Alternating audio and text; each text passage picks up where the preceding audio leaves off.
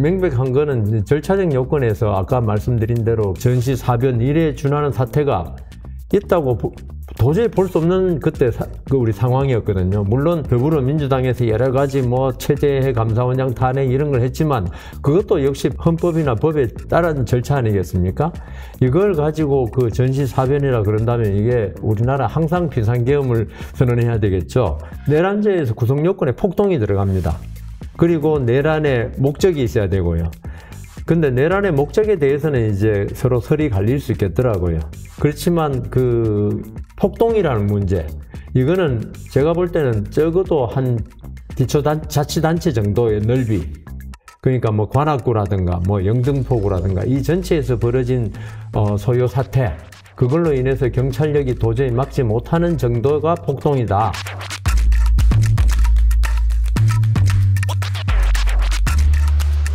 윤석열 대통령의 탄핵 소추안이 지난 14일 토요일 국회에서 통과됐습니다. 야당 의원 전원의 국민의힘 의원 12명이 가세해서 찬성표를 던진 결과였는데요. 이로써 탄핵 심판이 그리고 탄핵 심판 심리가 헌법재판소에서 본격적으로 시작되도록 하겠습니다. 그래서 오늘은요 특별히 판사 출신인 여상원 변호사님 모시고 탄핵 가결 이후의 법적인 절차 차분히 하나씩 집중적으로 짚어볼까 합니다. 안녕하십니까? 예, 안녕하세요. 예. 이제는 이제 헌재의 손으로 넘어갔지요. 헌재 예. 시간으로 넘어갔죠. 맞습니다. 그래서 헌재가 오늘 첫 재판관 회의를 열고서요, 구체적인 일정 등을 논의 중인 상황일 텐데요. 이 탄핵 심판 전체를 주관하는 주심 재판관도 오늘 결정된다고 합니다. 그렇다면 이제 먼저, 많은 방송에서 이야기는 했습니다만은 또 변호사님께서 짚어주시면 좋을 건데요. 윤 대통령의 이 계엄 선포에 대한 위법성을 두고 헌재에서요, 이제 헌재입니다. 일단 형사 문제가 아니고 헌재에서 치열한 공방이 이어질 텐데 그 심리 절차 과정에서 가장 쟁점이 될 부분 뭐라고 보시나요? 그러니까 대통령의 비상계엄 선포, 예. 거기에 따른 뭐 지금 내란죄 고발이 되어 있죠. 좀 수사 중이고, 이게 이제 아마 탄핵 사유가 돼서 국회에서 의결이 됐고, 지금 헌법재판소에서 과연 비상계엄 선언이 절차적, 실체적 요건을 갖춘 것이었냐? 그러니까 결국 아니면 그게 위헌이 되고, 그다음 계엄법에 위반되고 법률 위반이 되고요. 그다음 내란죄에 관해서는 이게 그날 계엄 선포한 이후에 군인들이 국회의사당에 들어갔는데 그걸 가지고 내란으로 볼 수 있느냐? 요게 이제 쟁점이 되겠죠. 예. 예. 알겠습니다. 윤 대통령이 4차 대국민회의에 담화에서 참 한 가지 빠뜨렸는데요. 예. 그 위헌성이 맞다 할 때 예. 그게 과연 탄핵을 할 만한 그러니까 우리가 중대한 사유. 그렇지. 탄핵에 해당하는 가치 할 만한 그런 위헌위법성이냐, 그것도 예. 판단의 대상이 될 겁니다. 위헌위법이 있더라도 중대한 사유여야 하는데 과연 예, 중대한 사유. 노무현 전 대통령 때 예. 선거법 위반은 맞지만은 예. 탄핵은 할 만한 것이 아니다라고 해서 기각된 그 전례가 있었죠. 예. 예. 알겠습니다. 그렇다면 이제 윤 대통령이 4차 대국민 담화였죠. 목요일이었었는데요. 그날 비상계엄이 이제 28분간의 담화를 통해서 비상계엄이 헌법과 법률이 정한 틀 안에서 이루어졌다. 나를 내란죄로 몰고 가는 그것은 뭐 내란죄의 광란의 칼춤이다라는 과격한 표현까지 쓰시면서요. 결국에는 두 가지 말씀을 하셨습니다. 일단 탄핵 사유가 없다라는 걸 두 가지 관점에서 말씀하셨죠. 법리적 차원에서 말씀하신 것은 통치행위이므로 이거는 법리 판단의 대상이 되지 않는다라는 것이 커다란 이야기였고요. 고도의 정치행위였다. 외교활동과 같은. 그리고 두 번째는 사실의 문제였습니다. 설령 법리 판단의 대상이 되더라도 내란죄가 가장 중대한 사유라고 하는 것이 바로 이제 계엄의 구성요건, 탄핵의 구성요건이 중대한 위헌 사유가 있어야 되는데 중대한 위헌 사유를 꼽고 있는 것이 내란죄라는 것인데 나는 내란죄 저지르지 않았다. 국헌문란의 목적이 없었다. 내가 고작 2시간 점령하게 하고서는 폭동을 꾀하겠느냐, 내란을 꾀하겠느냐라는 얘기의 취지였습니다. 즉 구성 요건에도 해당하지 않는다라는 거였는데 예. 먼저 법리부터 한번 살펴볼까요, 변호사님? 그러니까 고도의 정치적 판단, 그게 우리가 예전에 우리 공부할 때 예. 통치행위라고 많이 이야기했었죠. 그래서 통치행위는 대통령의 어떤 고유의 판단이고 그거는 사법심사의 대상이 되지 않는다. 지금도 교회에서 일어난 일, 이거는 우리 사법심사에 되지 않는다. 사법자제, 이런 걸 이야기 많이 하는데, 근데 우리 전두환 노태우 대통령 사건에서 그게 보통의 경우는 이게 그 사법심사의 대상이 되지 않는 게 맞죠. 그렇지만 위헌, 유법일 때는 사법심사의 대상이 된다고 본 게 또 대부분 판례입니다. 그때 그 97년도 예. 판례 말씀하시는 거죠? 그렇죠. 예. 그래서 이번에 아까 제가 말씀드린 바와 같이 어떤 절차적 요건, 특히 실체적 요건은 대통령이 지금 부인하고 그거는 어떻게 보면 고의에 관한 문제이기 때문에 앞으로 다투어 봐야 되겠지만. 그 실체적 요건이란 말씀하시는 것은? 그러니까 내란의 내란죄. 목적. 네. 내란의 목적. 그리고 있었느냐, 없었느냐. 이런 건데. 그리고 비상계엄에서 전시, 사변 또는 이에 준하는 중대한 사태에 할 수 있는데, 이걸 가지고 제가 볼 때는 조금 모자란 것 같은데, 윤석열 대통령은 이걸 갖다가 그런 정도의 실체적 요건도 있다고 지금 주장하고 있어요.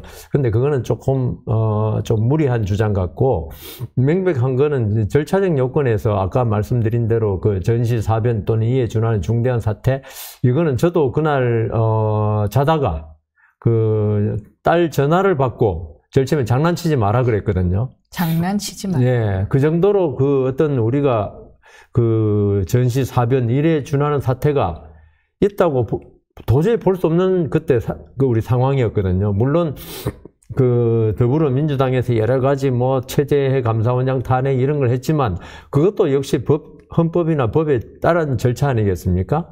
이걸 가지고 전시 사변이라 그런다면 이게 우리나라 항상 비상계엄을 선언해야 되겠죠. 그런 면에서 이런 위헌 위법이 조금 거의 명백한 이런 부분이 있기 때문에 여기에 대해서는 이게 고도의 정치적 행위라 해서 사법심사가 돼서 안 된다. 이 주장은 좀 맞지 않는 것 같습니다. 그렇다면은 계엄 선포 행위 자체는 위헌 위법한 것이 맞고 실체 절차적 요건을 갖추지 못했으므로 당연히 헌재의 판단 대상이 된다라는 말씀이시네요. 저는 된다고 봅니다. 오케이. 그러면 대통령의 첫 번째 주장하고는 얘는 동의하지 못하신다로 봐야겠네요. 그다음 내란. 예. 내란죄를 보면은 어떤 지역에 소요 사태가 일어나서 그게 폭력으로 이제 변질돼서 통상의 치안력, 경찰력이겠죠. 이런 걸로 막지 못한 거. 말하자면 광주 민주화 운동 때 초기의 사태라든가, 그 다음 부마 항쟁, 그때 사태라든가, 경찰이 도저히 막을 수 없는. 그러니까 우선 내란죄에서 구성 요건에 폭동이 들어갑니다. 그리고 내란의 목적이 있어야 되고요. 근데 내란의 목적에 대해서는 이제 서로 설이 갈릴 수 있겠더라고요. 국회를 갖다가 기능을 정지시키는 거.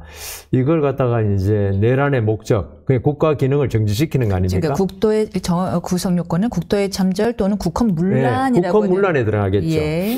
그래서 그 부분에 관해서는 저는 조금 의문은 있는데 거기에 대해서 찬성하는 분도 많고 결국 법리 다툼으로 들어갈 것이 아닌가. 그렇지만 폭동이라는 문제, 이거는 제가 볼 때는 적어도 한 기초자치단체 정도의 넓이, 그러니까 관악구라든가 영등포구라든가 이 전체에서 벌어진 소요 사태, 그걸로 인해서 경찰력이 도저히 막지 못하는 정도가 폭동이다. 왜냐하면은 우리 조폭들이 골목에서 싸움 벌이잖아요.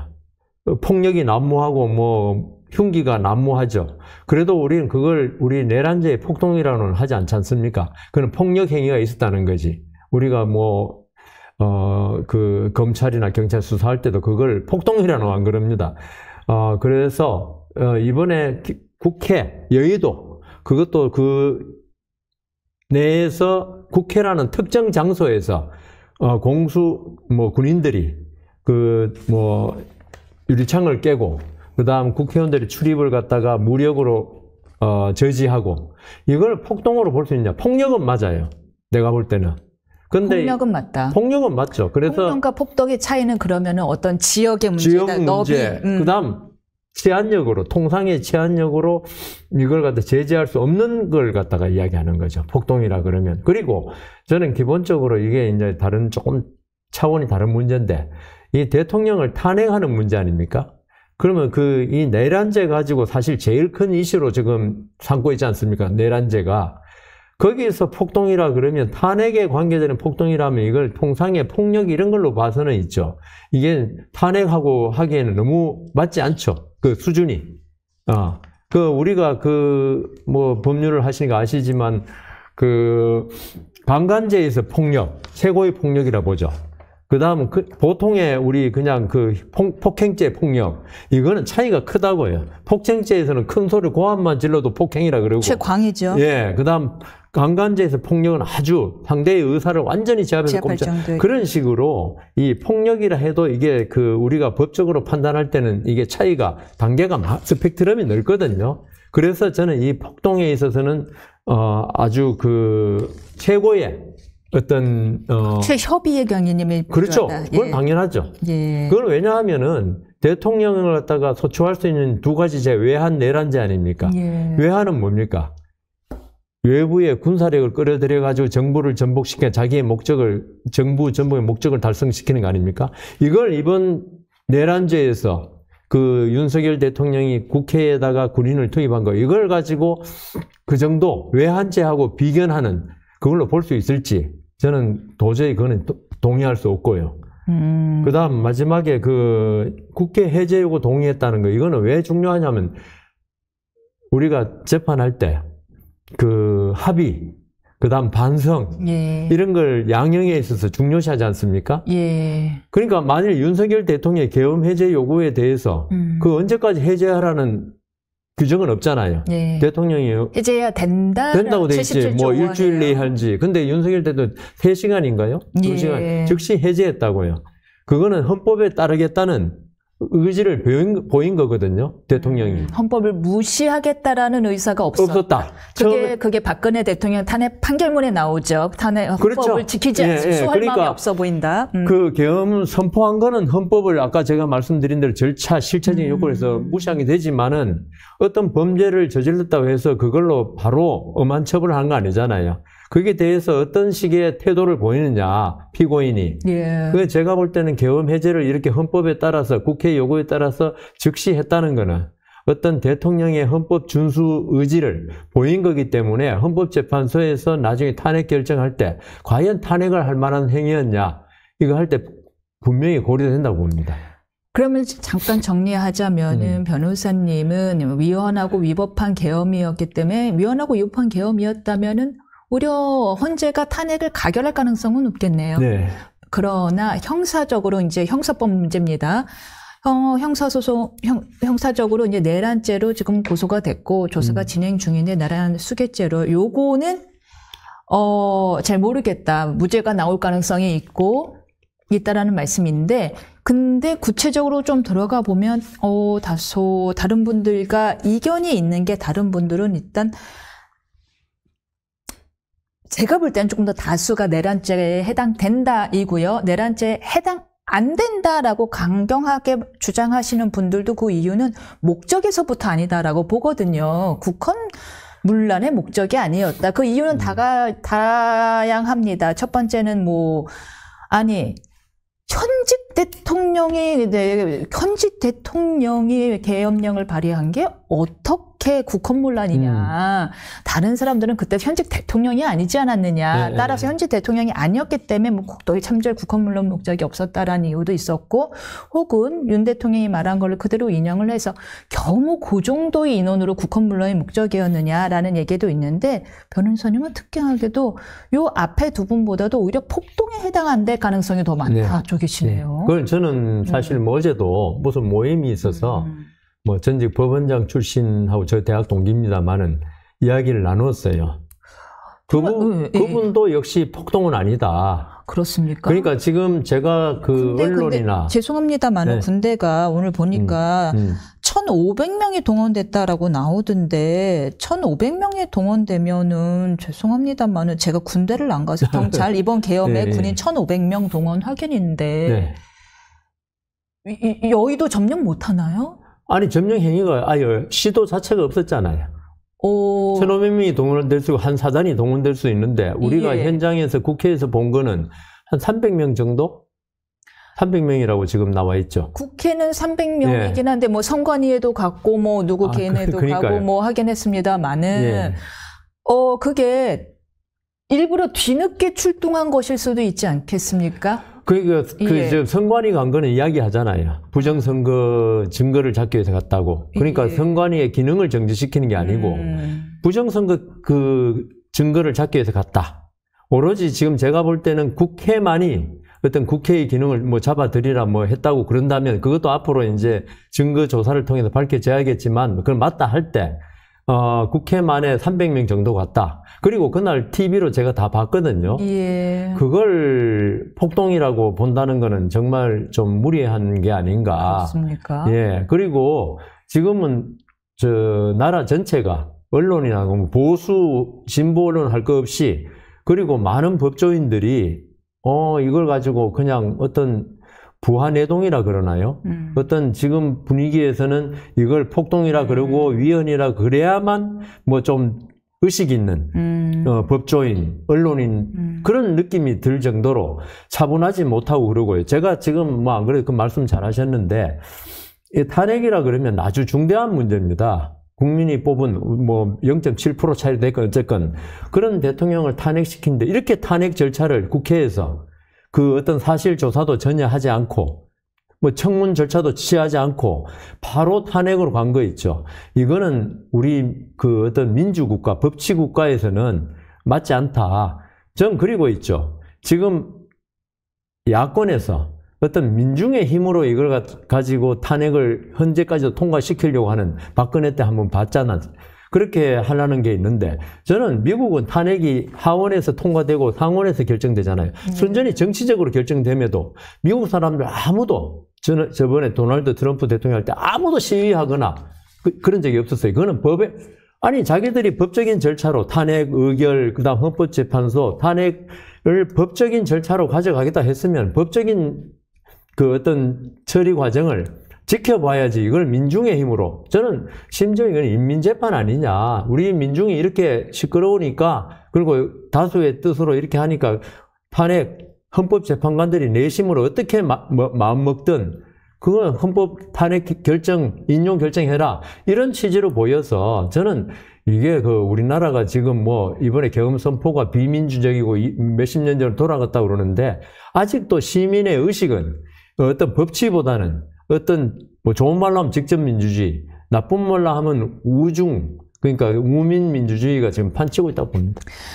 일단 내란죄 성립 여부는 조금 더 신중하게 볼 필요가 있다라는 말씀으로 정리하면 될 것 같은데 그런데 이 내란죄 성립 여부까지 가기 전에 저는 수사 과정조차도 일단은 이게 원만하게 될까 하는 의문이 좀 있습니다. 그래서 판사 출신이니까 좀 여쭤보고 싶었는데 일단은 지금 소환에 불응을 하고 계시잖아요. 아마도 계속 끝까지 불응을 하시겠죠.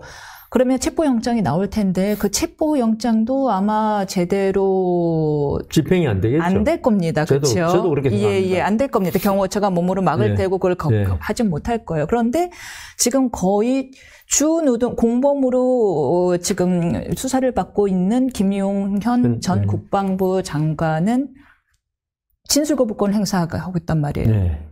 사실상 수개죄로 수사를 받고 있는 분은 진술을 조사를 못하고 그 공범으로 되어 있는 분은 진술 거부를 하고 이런 상태에서 내란죄 재판이 제대로 이루어질 수 있을까요? 검사가 어느 정도 입증이 가능한 건가요? 그런데 저는 이번에 지금 세계 수사기관에서 한꺼번에 특검까지 이제 내란 특검까지 한다는데 이게 과연 진짜 이 사람들이 내란죄가 맞다고 가능하다고 기소가 가능하다고 해서 하는 걸까? 그 의문이 있습니다. 지금 현재 아까 말씀드린 대로 어떤 선정주의에 의해서 이걸 지금 내란죄라고 안 하고 그다음 수사를 안 하면은 그 기관이 과연 살아남을 수 있을까 할 정도로 지금 사회 분위기가 한쪽으로 몰아가는 우리 저희 임 변호사님도 드레피스 데이 사건 아시죠? 그 프랑스에 유태인인데 어떤 프랑스에서 첩자라 그래가지고 스파이라 그래가지고 완전히 사회 분위기가 그걸 처벌하자. 예. 그래서 빅토르 위고가 유일하게 아니다, 스파이 아니다 해가지고 빅토르 위고가 아주 고난을 겪었는데 나중에 결국 무죄로 나왔습니다. 어떤 그 당시의 사회 분위기 때문에 이 지금 수사기관들이 지금 수사기관이 이렇게 수사를 하고 검찰에서 특히나 그 체포영장 뭐 어제도 갔다고 그러잖아요. 거부를 해서 못했지만 지금은 사회 분위기 전체가 이건 내란죄 맞고 무조건 대통령이 아니라 대통령 할아버지라도 구속 수사해야 한다 이런 분위기인데요. 이걸 좀 이런 광풍이 좀 지나가야 되고 그걸 떠나서 제가 볼 때는 이런 중대한 내란죄 거기서 아까 제가 말씀드린 실체적 요건 그다음 어떤 행위적 요건이 지금 입증이 안 되고 한 상태에서 그리고 아까 말씀하신 김용현 전 장관이나 이런 사람들에 대해서 진술이 안 받아들여 한해서 무엇보다 당작 피고인인 대통령 윤석열 대통령의 진술을 확보 못할 것으로 보이는데 그런 상황에서 이런 경우에 기소한다는 거는 예. 무리고 저는 그 힘들 거라고 거의 뭐 헌재 결정이 나기 전까지도 예. 힘들지 않을까 싶습니다. 그 입증이 용이하지는 않겠다. 네. 검찰의 입증이. 그렇죠. 왜냐하면 당장 피고인의 진술을 확보하지 못하고 제일 측근인 공범의 진술도 네. 확보하지 못한 상황에서는 경찰청장이라는 이런 네. 사람들 말은 계속 나오는데 예. 그렇다 하더라도 윤석열 대통령과 우리 수사에서 이런 게 대질하잖아요. 예. 그 대질이 가능하지 않지 않습니까? 그 지금 일방적인 이야기만 나오는데 확인은 안 되고 그래서 이게 수사가 제대로 되지도 않을 거고 예. 그다음 윤석열 대통령이 진술도 안 할 거고 예. 그다음 뭐 체포라든가 구속은 더더욱이 힘들지 않을까. 예. 현직 대통령이니까 아무리 직무가 정지됐지만 맞습니다. 그래서 이건 계속 이런 상태로 지지부진하지 않을까. 예, 그래서 기소는 어떻게 될지 모르겠지만 과연 그것이 공소가 유지될 정도의 수사와 증거를 확보할 수 있는지에 대한 실체적인 진짜 법조인으로서의 예. 의문이 좀 들기 시작하더라고요. 그렇죠. 그렇게 해서 만약에 이 기소가 계속해서 이 수사가 진행 중이고 만약에 또 이제 겨우 기소는 됐다라도 재판부가 아니 이거 입증 부족한 것 같은데요. 이거 해야겠는데요. 피고인 나오셔야겠는데요. 라고 했는데도 계속 안 나오고 그래서 진행이 안 되는 상황이라면 아시다시피 헌재법 51조에 따라서 탄핵 심판 청구가 좀 미뤄지는 걸 신청할 수가 있잖아요. 예. 지금 비슷한 같은 51조에 예, 51조에 따라서 탄핵 심판 청구와 동일한 사유로 형사 소송이 진행되고 있는 경우에는 재판부는 심판 절차를 정지할 수 있다. 요 조항 물론 박근혜 대통령 전 대통령 때는 뭐 받아들이지 않았습니다만은 이게 받아들여질 가능성도 있다고 보시나요? 그럼 뭐 손준원 검사인가요? 그 고발 사주. 예. 거기서 한번 선례는 있었죠. 예. 근데 제 생각에는 예. 윤석열 대통령이 이 내란죄 수사에 불응만 할 것이 아니고 예. 이렇게 할 경우에 뭔가 구린 게 있으니까 그리고 자신의 범위가 예. 있다고 생각하니까 검찰이나 출석 안 하는 거 아니냐. 예. 저는 뭐 방문 조사를 받더라도 예. 일단 진술을 하는 게 지금 국민들이 지금 헌재 앞에서도 시위를 한다고 그러는데 네. 박근혜 전 대통령도 계속 어떤 조사에 불응하고 이러다가 더 큰 역풍을 맞았거든요. 예. 그 어차피 윤석열 대통령으로서는 조사하더라도 전부 부인할 거고 예. 이런 게 뻔하다면은 오히려 수사기관에 그 조사를 받는 게 받아라. 낫다. 아, 예. 맞죠. 예, 받고 예. 거기서 뭐 부인하면 될 거 아닙니까? 그 법적으로. 그리고 아까 제가 말씀드린 예. 그런 그 실체적 절차적 요건에 예. 관해서 자기의 입장을 표명하고 어차피 왜냐하면 자기가 지금 그 헌재에 나가가지고 지금 본인이 변론하겠다는 취지로도 들리더라고요. 어차피 그렇게 그때도 내란죄가 이야기될 거고 할 건데 이렇게 자꾸 회피하는 모습을 보이면 더더욱이 계속 분란집에 기름 붓는 격이 될 거기 때문에 저는 윤석열 대통령이 하는 게 저는 좋다고 생각합니다. 구속까지는 그거는 좀 무리한 것 같고요. 불구속 상태에서 뭐 꼭 구속 대통령이 뭐 도주 우려가 있는 것도 아니고 지금 공범이라고 하는 장관이나 전직 장관 다 구속돼 있는 상태에서 증거인멸 우려 이거는 뭐 말밖에 없으니까요. 증거인멸 할 것도 없습니다. 그래서 헌재 재판은 또 헌재 재판대로 나가는 게 맞다고 보입니다. 나가라. 네. 그렇죠. 탄핵 내란죄는 성립이 쉽지 않을 그게 것이다. 당당해 나가라? 보이고 한 나라의 대통령을 지냈으면은 그 정도 결기는 있어야지 그걸 피한다고 지금 될 일이 아니거든요. 근데 안 나갈 것 같지 않으세요? 뭐 김건희 특검법 이런 거 볼 때는 고집이 세가지 안 나올 건데 정치적으로는 그렇다는 겁니다. 정치적으로는 그러하다. 네. 180 이내에 이제 심판을 내려야 되는 거잖아요. 이거는 네. 강제사항인가요? 권고사항인가요? 글쎄요. 뭐 강제사항처럼 전부 이야기하는데 예. 사실 선거법도 전부 다 해야 한다라고 돼 있지만은 예. 안 지켜지는데 그거는 뭐 법원에서 훈시 규정처럼 해석해 버리니까 네. 이것도 그럴 가능성이 많고 오히려 훈시 규정일 가능성이 많다? 그러니까 이거 근데 만일 190일째 선거 탄핵 결정했다. 그 무효라고 할 수 없잖아요. 그렇죠. 그걸 만일 강행 법규로 하면은 그 전에 그 탄핵 결정을 내리든지 그 이후에 한 건 무효가 돼야죠. 근데 그렇게는 우리가 볼 수가 없잖아요. 예. 그래서 그거는 문제가 아니고 예. 오히려 그 아까 말씀하신 51조 예. 헌재법 51조에서 이게 정지될 수는 있는데 그거는 윤석열 대통령이 그 내란죄 수사에 어떻게 응하냐에 따라서 달라지겠죠. 그것도 그런데 근데 윤석열 대통령의 저 4차 담화에서 약 29분간 사실상 변론 요지서를 읽지 않으셨습니까? 변론 요지서를 읊으셨는데 그 모습을 보건대 헌재 심리에 나와서 적극적으로 당신을 방어할 수도 있을 것 같아요. 저도 그렇게 생각합니다. 예. 그리고 그렇게 되면 계속 헌재 심리가 길어질 것 같은데요. 그리고 있죠. 예. 이게 그 내란죄 기소가 안 되더라도 네. 기소가 그때까지 시간이 안 되더라도 이게 지금 경찰청장 등 그 증인들 조사가 상당히 많이 돼야 되는 사건입니다. 예. 그 헌재 재판관은 일반 시민은 아니잖아요. 이 사람들은 우선 그 증거에 의해서 사실관계를 인정하고 그 다음 법리를 하지 않습니까? 그런데 사실관계 인정을 하려면은 지금 윤석열 대통령이 부인하고 있는 마당에 그런 경찰 군사령관들 예. 전부 다 그 소환이 돼야죠. 그렇죠. 워낙 중차대한 범죄들이라. 그리고 이 사람들이 예. 우리 이재명 대표 잘하는 여러 가지 절차 지연 전술 있지 않습니까? 이것처럼 한 번 안 나가고, 예. 그 다음 윤석열 대통령 나는 오늘 이런 생각도 해봤어요. 헌재에서 심리 이제 진행하겠다는 이제 그 소환서 이런 걸 보내지 않습니까? 안 받으면 또 2주, 3주 가겠지 않겠습니까? 물론 지금 헌법재판소가 그렇게 하지는 않을 것 같아요. 워낙 국민들이 그 관심도 많고 하기 때문에 네. 금방금방 진행될 것 같은데 그걸 떠나서 증인신문, 우리 그 증인신문 저도 뭐 옛날에 뇌물죄 한번 재판하는데 전북에 어느 조그만 지원에 됐는데 아침 10시부터 저녁 8시까지 증인신문 했습니다. 딱 한 건 가지고. 네, 완전히 지치는 건데 예. 이번 사건 그렇게 안 되리라는 법이 어디 있습니까? 그리고 증인도 한두 명이 아닐 겁니다. 아주 뭐 많이 동원될 거이기 때문에 이 탄핵 절차가, 심판 절차가 단기간에 끝난다고 전부 다 뭐 180일 이내에 끝나고 내년 4월에 그 문형배 이미선 대행이 네. 그만 이제 물러나기 전에 할 예. 것이다 그러는데 그게 과연 그렇게 지금 문형배 소장 대행도 그렇게 말할 수밖에 없어요. 나 재판 질질 끌겠다 말을 못 하잖아요.